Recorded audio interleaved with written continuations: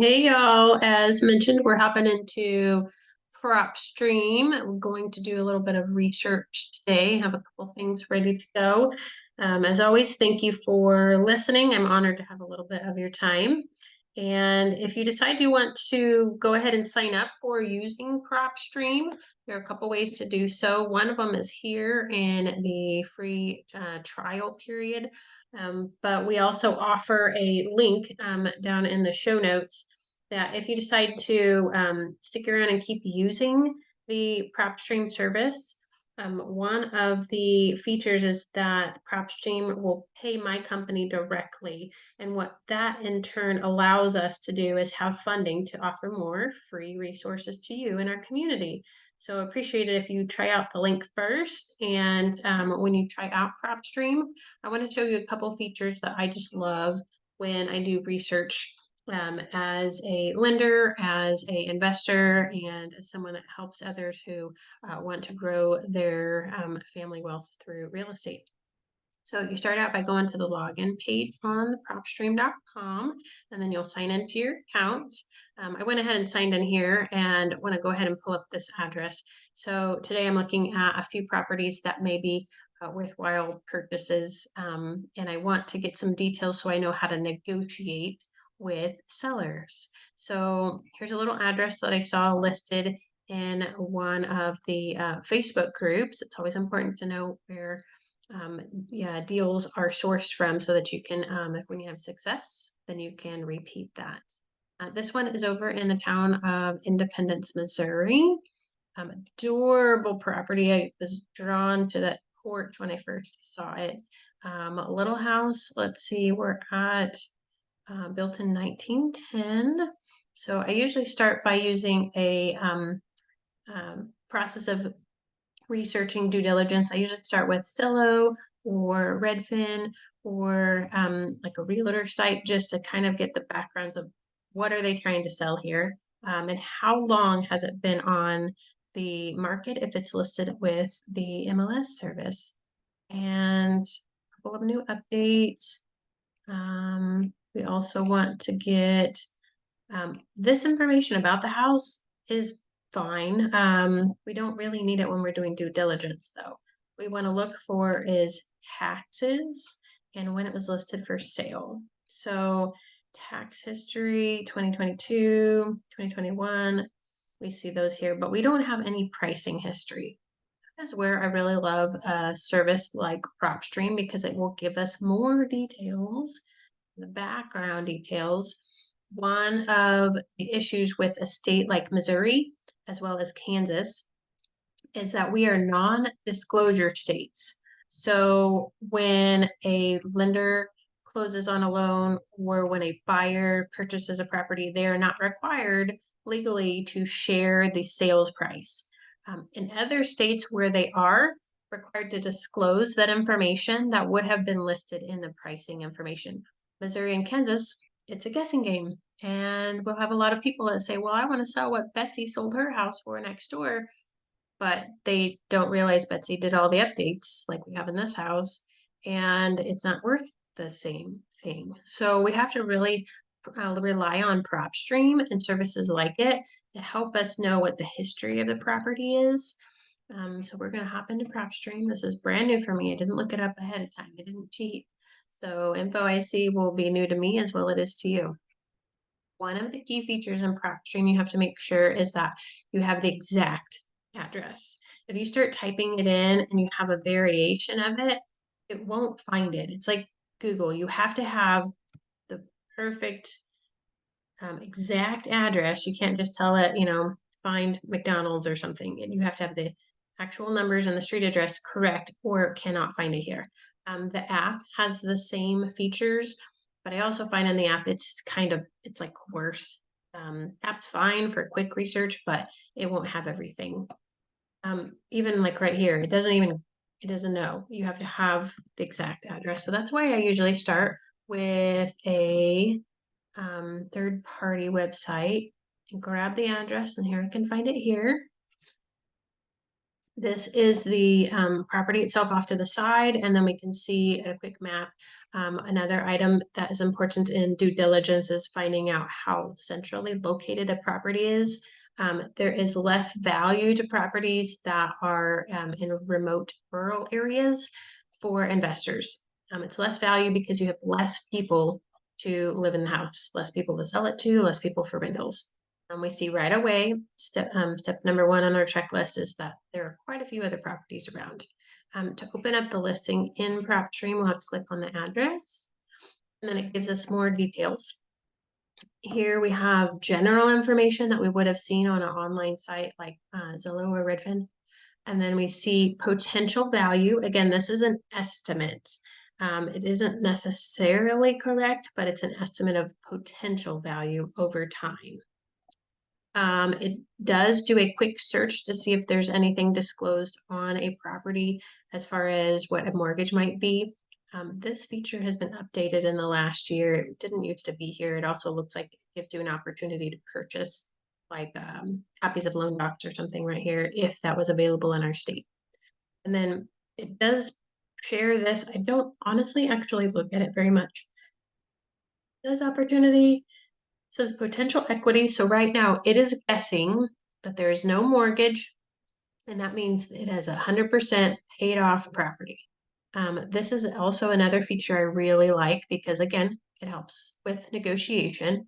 It says zero linked properties. Linked are when a company or a person owns other houses, and so it will link them to them. So, like, I looked at a house last week where it's inherited and it's owned in a trust, and the realtor was saying, "Oh, the kids are fighting because they just want their money now."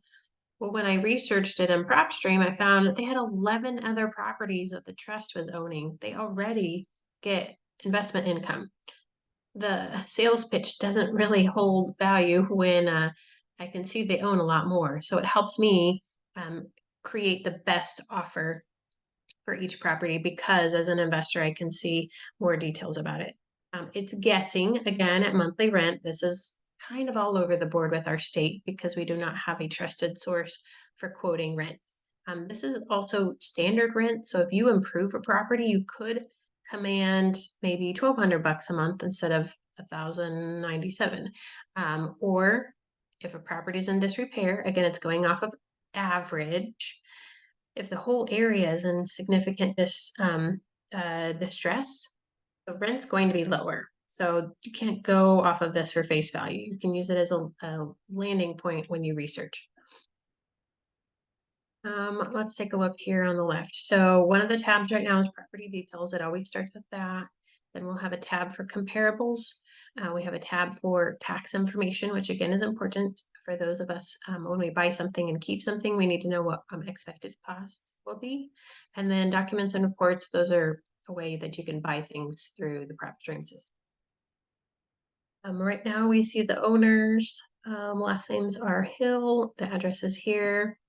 And this is all legal information in a due diligence checklist. You probably want to be checking with the county for this because sometimes what's listed from a mortgage lender isn't always accurate. We always want to go with what the county says.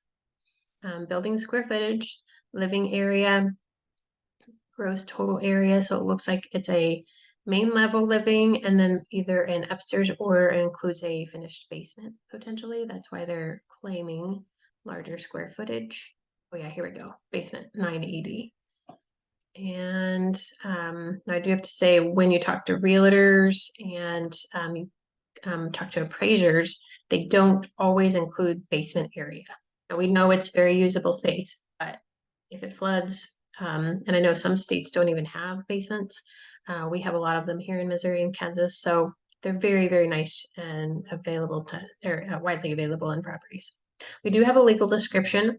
As I mentioned in all of my other trainings, online sources for legal descriptions are fine, but please use what the title company gives you. That is what holds up with title insurance in case of a legal dispute. We don't want to use just whatever we find printed other places. Whatever is listed by title company and or the the title team at the county office. Those are who we need to use. And then I am seeing that it does not show down in this bottom section. There should be one more section below it if these people had a loan on it. So it's implying that they do not have a recorded loan. I look at the taxes. Sometimes if I need to go into strict details, I'll go back to the Zillow listing to see if they match. Those go up every year. And especially when you buy something, expect it to jump as well, because the county knows that it was able to sell for a improved value. And then this also is not something as a lender and then knowing appraisers, what Propstream has set as default is not accurate. We cannot, as a lender, loan on comparable from a year ago. It's just not going to fly. This doesn't work. 6 months when you buy something, but even at 6 months, if you're flipping it, the market by the time you're done flipping in 2 or 3 or 4 months will be different. So the shortest, no, so let me take that back. The longest you can go back is 6 months that an appraiser typically will use. If you don't have sales in an area because you have a super stable neighborhood that nobody's moved since 2014, guess what? Your appraiser is probably going to have to choose a low value from a couple neighborhoods away. Just keep that in mind when you're looking at investment properties. You want to really stick with what has actually sold, not potentially or listed or on market or under contract, but what actually sold in the last couple of months. We'll just grab the date of June 1st. And then square footage, it lets us have a range. I don't ever change the bedrooms or bathrooms because Propstream's filters are fine. If I'm really worried about old houses next to new houses, I might choose a minimum or maximum of year built just to make sure I'm getting lifetime. And again, I only want sold. Let's see, public record, yes. And ideally, especially in this kind of neighborhood, it's so population dense, you want to stay within half a mile. Also, you do not want to cross a major road. So let's see here, subject properties in red. A major road, it would be in this case a highway, obviously, as well as I know from being local, Noland Road is also a major road. So the neighborhoods over here probably, possibly could be completely different than the neighborhoods over here. I've even had where some of our funding lenders don't fund properties on this side of the street because of a certain zip code and the crime rates in certain zip codes. So you just really want to make sure your comparables are ones that are actually close by. Yes, these are within a mile, or in this case, half a mile, but these are not usually considered comparables, and definitely not these who cross two major roadways. So it is more work having to do due diligence on our own in states that are non-disclosure, but it is absolutely worth it to make sure your value is what you're hoping. Let's see, 1, 2, 4, 5, 6. So anything beyond 6 doesn't get to count here. Sometimes you'll see a duplicate listing. They'll have where it's on MLS and they don't share, and then you'll have the public record where they do share. Public record probably is accurate, although I have seen times when it wasn't. Again, just take it with a grain of salt. We deleted the ones that are not, and so what happened is when we unchecked those, it gives us an average sales price per square footage sales price, and the days on market. Whew, we're going up on days on market. I'm old enough of an investor to have seen cycles when nobody is buying for 4 months. And then also the last couple of years where no property lasts more than 2 days. So it's interesting to see the trends and all this. So we have 2 listings, same address. One's listed as a sold amount of 165, and then the public record is 212. In the case of trying to decide your financing, if you talk to a lender, we generally are not going to use the higher number. We want to be safe. We do not want to see an investor be underwater. We want you to make money. So thinking of it that way, You need to make sure that you're investing with the mindset of making sure you make money. So if you can be conservative in any of your numbers, that's what we want to go with. The system already unchecked the second one, which I'm happy with. Let's look at this. 1 North Osage. Oh, it has the same price, 172. So I don't know if this number one, 212 was the list price. And then after actual closing, it was sold for 165. That could have happened. Sometimes they'll give us photos of properties. In this case, we don't have any photos. There'll be, oh, here we go. We have one here. So they'll have on the app, it will be right underneath the number. But if you click here, you can see pictures of a property. That is not the same property. That's funny. And you can kind of see what condition it was sold at. So when you do your research and you're looking at a house, so let's hop over to this listing. Adorable porch, I just love it. We can kind of see they refinished the floors, they did the trim, they did updated lighting, because old houses did not have can lights. Improved windows, some of them at least. Really cool old barn door. So they did everything here, touched everything. Teeny tiny kitchen, probably have a spot for a fridge, and that's about it here. Yeah. Oh, and then they got a pantry or toilet. Pantry and the toilet's on the other side. Yeah, so they did a lot. Little stark contrast. This one did not. The system's estimating this one at a value of 127.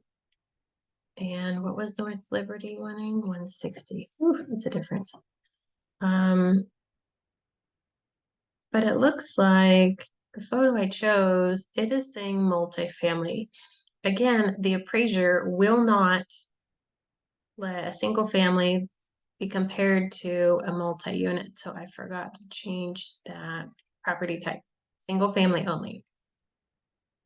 This property type feature is really helpful when you're trying to find duplexes or triplexes, which in our neck of the woods is very hard to find. So it's super helpful. You can choose the 1 to 4 and then it'll exclude the single families. So you're not comparing an apple to an orange. All right, there we go. So it looked like it now is not showing that property. And we're still at the 184 average price. And then when I notice a listing, great, super cute, updated 160, and we're at 184, that would support that purchase price.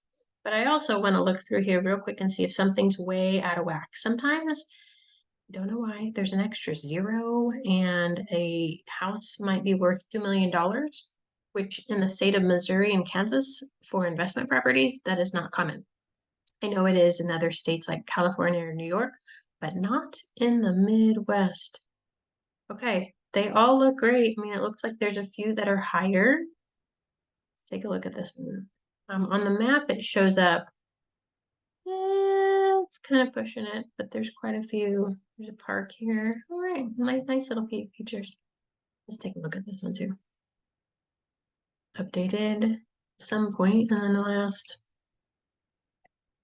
20 years. Yeah, not as many updates as I would think. Okay. Oh, they got a nice great garage. Look at that. Make some guys drool over it.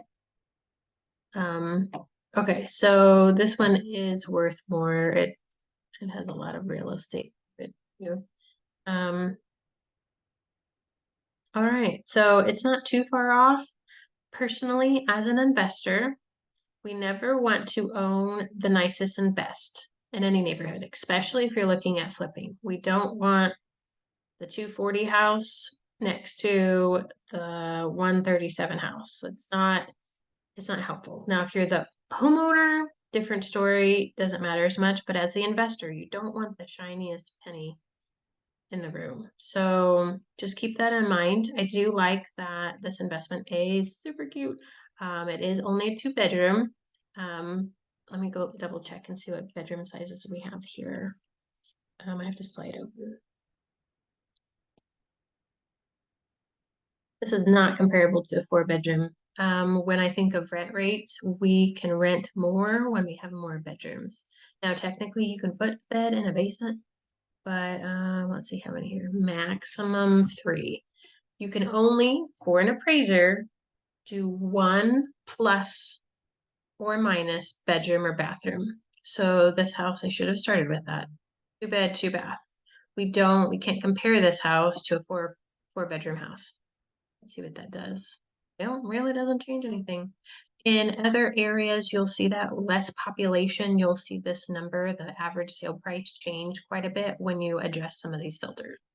So normally I wouldn't spend this much time deep diving into it. I'd click those settings. I would run through here, look for anything that is an outlier of a significant, maybe, $2 million accidental dental extra zero, and then go off of this average sales price. So I'd be pretty confident that this is a really decent property and would be worth looking at. The next question is if market rents are true, we would want to do some more due diligence on that outside of Propstream to make sure is rent this price tag for a house that has this many features and updates. And then the last step is to find funding to make sure you're funding your loan, the debt service, that it's cheaper than the rent, anywhere from $100 to $500 less than what your income would be. Now, this property has quite a few updates, so you wouldn't have as like your budget for repairs could be lower. So you could make a little bit less on a property like this, especially if you wanted to hold for values that appreciate over time. So there we go. Thanks for joining me on Propstream today as we look at another daily investor research doing due diligence. Again, if you sign up with Propstream, try it, love it, let me know. Would love to hear your questions and what features that you like or have trouble with. And we'll see you on the next one. Thanks.